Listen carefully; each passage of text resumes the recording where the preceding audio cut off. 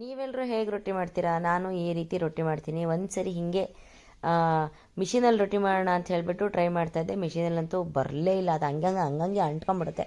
So ನನ್ನ ಕೈನಲ್ಲಿ ನಾನೇ ತೊಟ್ಟುವಂತಹ ರೊಟ್ಟಿ ಹೇಗಿರುತ್ತೆ ಒಂದ್ಸರಿ ನೀವು ನೋಡಿಬಿಡಿ.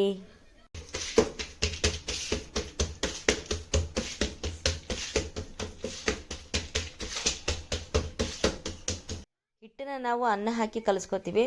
ತುಂಬ ತೆಳ್ಳಗೆ ಬರಲ್ಲ, ಬರೀ ಹಿಟ್ಟನ್ನ ಹಸಿಟ್ಟಲ್ಲೇ ಕಲಿಸ್ಕೊಂಡ್ರೆ ಸ್ವಲ್ಪ ತೆಳ್ಳಗೆ ಬರುತ್ತೆ. ಇದಾದರೆ ಸ್ವಲ್ಪ ದಪ್ಪ ಬಂದಿರುತ್ತೆ. Full fast.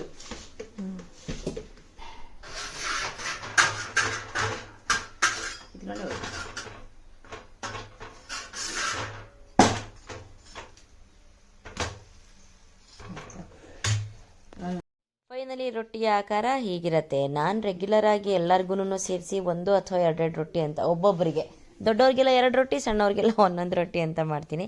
ಯಾಕೆಂದರೆ ನನ್ನ ರೊಟ್ಟಿ ತೊಟ್ಟೋದೇ ಅಷ್ಟು ಅಗಲ, ಒಂದು ಹೆಂಚಿನ ಅಗ್ಲಕ್ಕೆ ರೊಟ್ಟಿ ತೊಟ್ಟಿರೋದ್ರಿಂದ ಅದು ಸ್ವಲ್ಪ ಬೇಗ ಹೊಟ್ಟೆ ತುಂಬಿಡತ್ತೆ.